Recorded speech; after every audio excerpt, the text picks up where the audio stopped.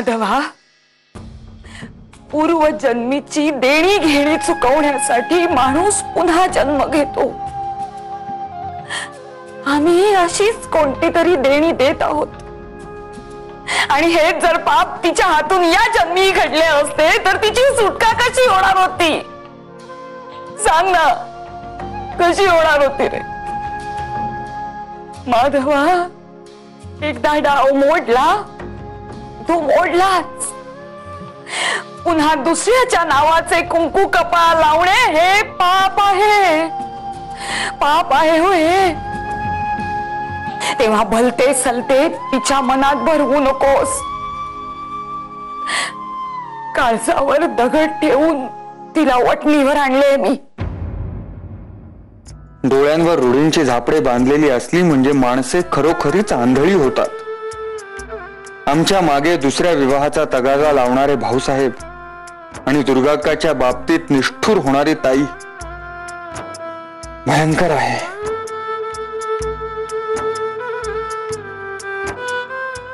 माधवा, बोला बाळांबुटचे. माधवा, घरातील वातावरण उगीच गडूळ झाल्यासारखे झाले.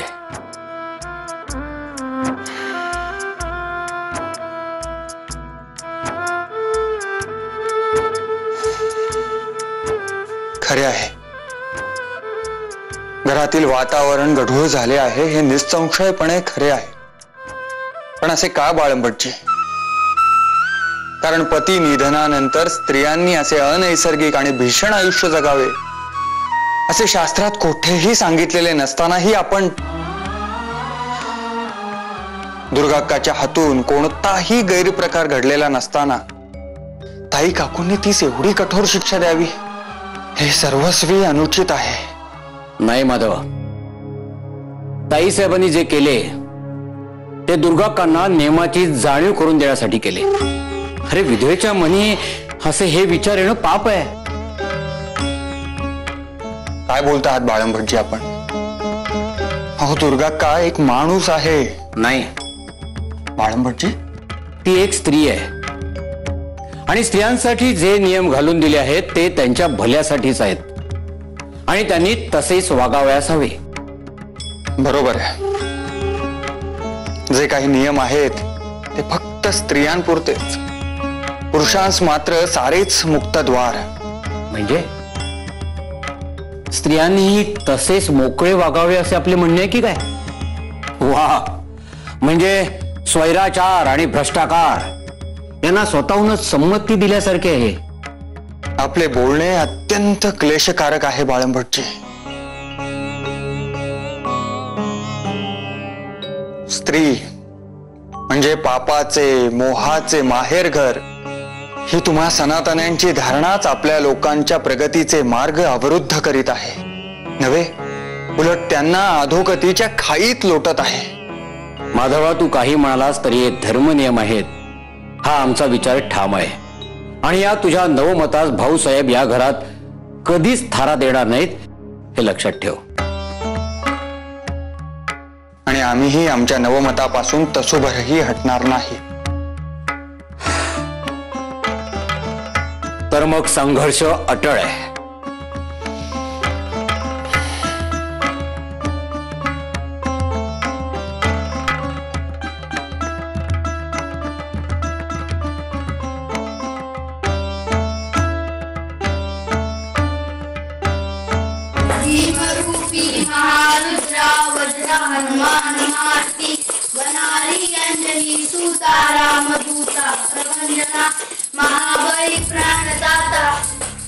येऊ का घरात?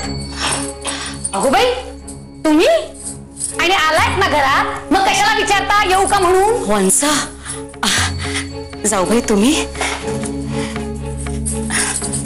नमस्कार करते. या ना, या बसा. सरस्वती कुठे दिसत नाही ती? घ्या ना. इथे शेजारीच दातारांचं शेतघर आहे, त्यांच्याकडच्या मंडळींनी बोलवलंय तीस. सकाळी बोडण होते, त्यांच्याकडेच फराळाला गेले. एकूण सगळे ठीकच दिसते तुमचे. का हो? वाईट वाटलं ऐकून? नाही म्हणजे आम्ही दिवस रात्र टिप करत बसावी असं वाटलं होतं का काय तुम्हाला? माणसं जाऊ द्या ना, शब्दाला शब्द का वाढवताय? पुन्हा भांडणे करायचेत का? जे व्हायचे ते होऊन गेले, सोडले ना आपण ते घर, मग आता पुन्हा हे सगळं कशाला? बोलू दे, काय वाटतं ते बोलू दे. कावळ्याच्या शापाने गाय नाही मरत हो कधी.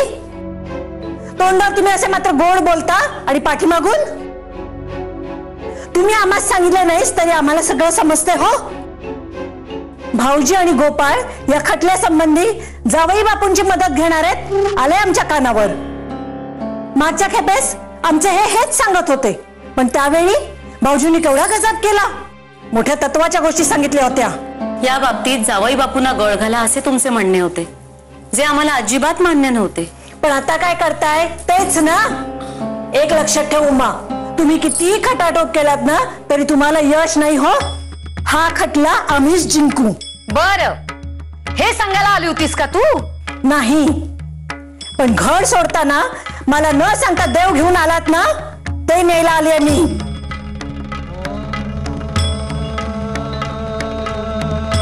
अगो, घर घेतले ना तू, मग देव आम्हाला हवे. देव हे थोरल्या मुलाच्या घरात असावे ही साधी रीत ठाऊक नाही तुम्हास? बाकीचे बोलायचे कशाला? देव न्यायला आले मी.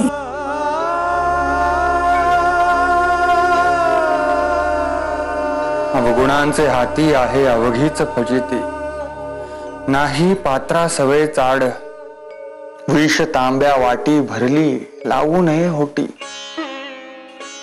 तुका म्हणे भाव शुद्ध बरा सोंग वाव.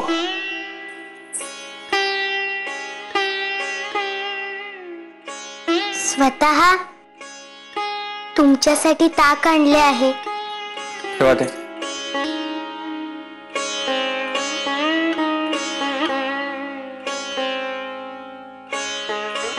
आज आपल्या घरी जे काही चालले आहे मला काहीच कळत नाहीये.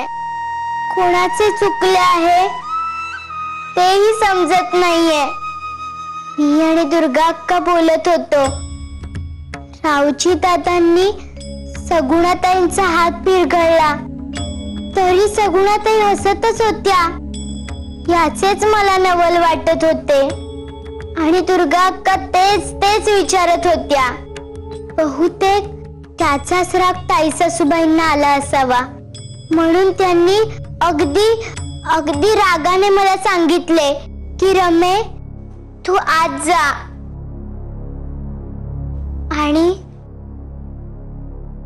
आणि नंतर माझे काही चुकले का? ताई सासूबाईंनी दुर्गा अक्कास विहिरीत ढकलले. मामनजी दुर्गा अक्कांशी 8 दिवस बोलणार नाहीयेत आणि त्यांचे तोंड देखील पाहणार नाहीयेत. त्यांनी जर आपल्यालाही सांगितले की तुम्ही दुर्गा वंशांशी बोलू नका, तर काय करायचे आपण? काय झाले, काय चुकले, मला काहीच कळत नाहीये. रमा, बसा.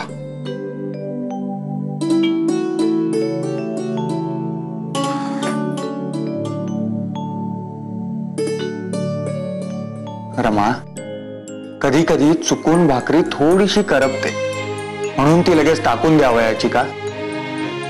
नाही टाकावयाची. तो करपलेला भाग काढून भाकरी जेवणात घेता येते आणि तो करपलेला भाग सुद्धा दुधात घालून खाता येतो. आयुष्यही कधी कधी असेच करपते, कोणाचीही चूक नसताना, पण म्हणून ते लगेच संपवून टाकणे योग्य नाही. अशा आयुष्यासही अर्थ देता येतो, पण अनेकांना ते पटत नाही. परंतु आमची खात्री आहे, एक ना एक दिवस साऱ्यांनाच ते पटेल. माणसे बदलतील, डोळस होतील, हे घडणारच, यास पर्याय नाही. आणि हे घडावे यासाठी आपण अखंड प्रयत्न करावयाचा. त्यासाठी अपमान, अवहेलना सहन करावी लागली तरीही आपला विचार सोडावयाचा नाही. आपणास आत्ता हे उमगत नसेल, परंतु हे जाणण्यासाठी शिक्षण हवे. शिक्षण फार महत्वाचे आहे. एकदा का आपण शिक्षित झालात की या प्रश्नांची उकल करण्याचे सामर्थ्य तुम्हाला स्वतःच प्राप्त होईल. बरे, आमच्या वाढलेल्या कामाच्या व्यापामुळे आम्ही आपल्याकडे म्हणावे तितके लक्ष देऊ शकत नाही आहोत आणि अभ्यासात सातत्य राहिले नाही तर मोठा आणि महत्वाचा वेळ व्यर्थ जाईल. यावर उपाय म्हणून भांडारकर चालवित असलेल्या भांडारकर फिमेल ट्रेनिंग इन्स्टिट्यूट मधून आम्ही आपणा शिकवण्यासाठी एका शिक्षिकेची नेमणूक केली आहे. त्या रोज 2 घटका येथे येतील आणि आपणा शिकवतील. कळले ना? हो. आणि कोणतीही टंगळमंगळ न करता तुम्ही त्यांच्याकडून शिकवणी घ्यावयाची. माईन्स आम्ही त्याविषयी कल्पना दिलेली आहे.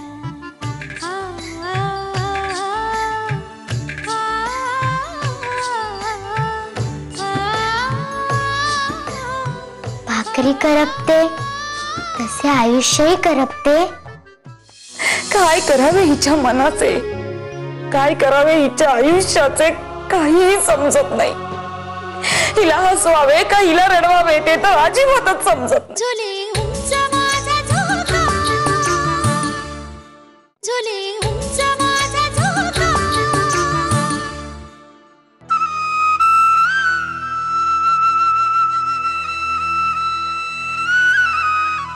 माई, असे काय करता आहात? खा ना तुम्ही. नको रमा, नाही जायचा हो घास माझ्या घशाखाली. माधवा पानावरून अर्धवट उठून गेला. ताई तिथे अशा सुन्न बसल्यात आणि दुर्गा का तीही टिपे घालते. नको, नकोच मला जेवावयास. आधी स्वतःच दगडावरती डोके आपटून घ्यायचे आणि मग दुखते दुखते असे म्हणत बसायचे. असला प्रकारे हो आमाई? मी नाही हो असल्या लोकांसाठी जेवायला थांबायची. अगो अशाने अन्नाचा अपमान होईल. आणि काय गो, तुमच्यापैकी एकीलाही वाटले नाही ना की सुभद्रेला जेवायला बोलवावे म्हणून? हो, असे काय करताय? मी स्वतः नव्हत्या का आले तुम्हाला? तू तर एक शब्दही बोलू नकोस माई. तूही त्यातलीच हो. छान, आता ही कुठे निघाली? मी आलेच. अगं पण रमेश कुठे आलेच नाही. सगळे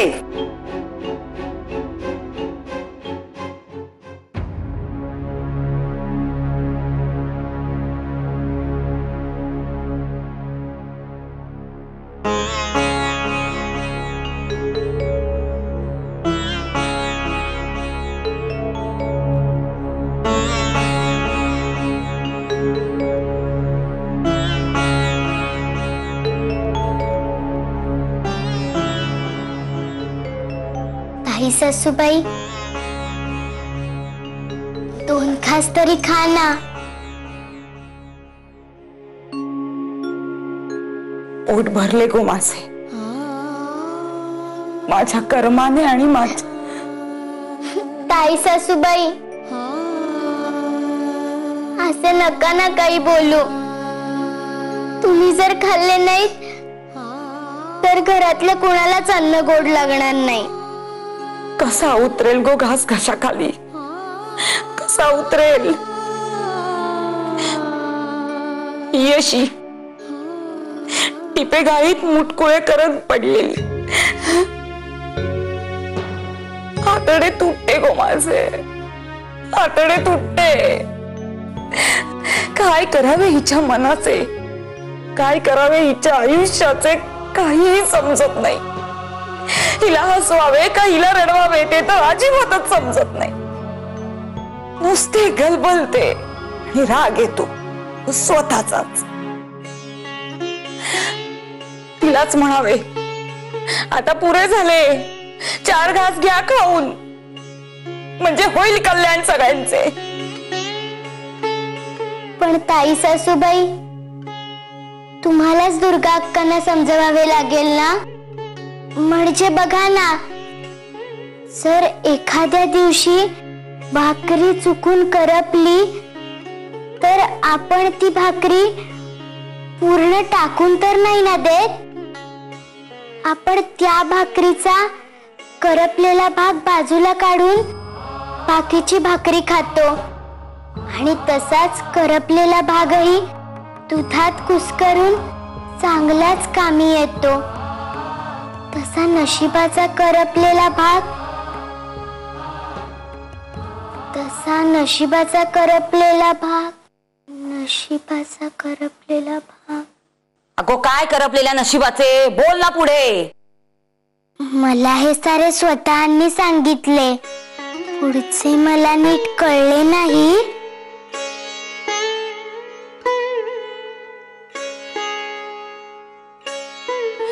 अगो रमे, अगो ते करपलेले नशीबच आम्हाला जन्मभर आमच्या कपाळी मिरवावे लागते हो. ते जर त्या करपलेल्या भाकरी सारखे दुधात कुस्करून खाता आले असते तर मग काय हवे होते अजून. पण अगो,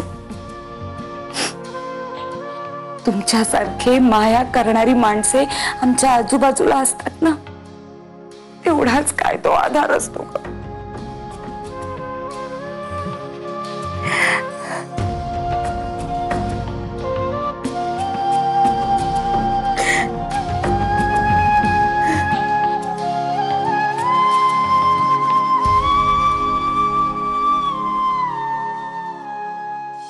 हे घे, खा. ताई सासूबाईंचा आग्रह आहे, तुला खावेच लागेल. खा. झुले उंच माझा झोका, झुले उंच माझा झोका.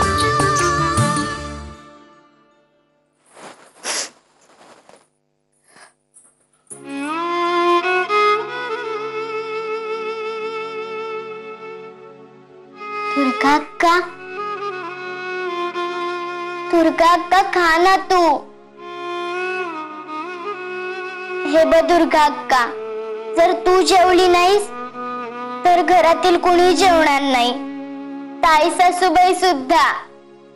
खा ना तू दुर्गा अक्का. ताई सासूबाई, तुम्ही सांगा ना हिला, ती अजिबात ऐकत नाहीये. थांब, मी भरवतेस तुला, म्हणजे खाशील तू.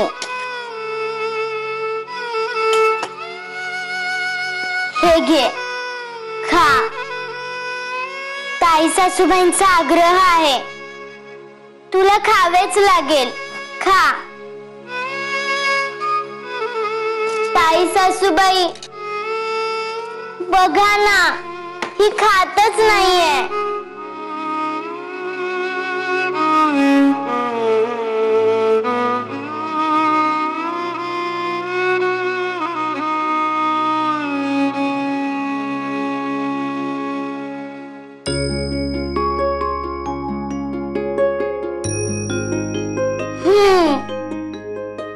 आता कसे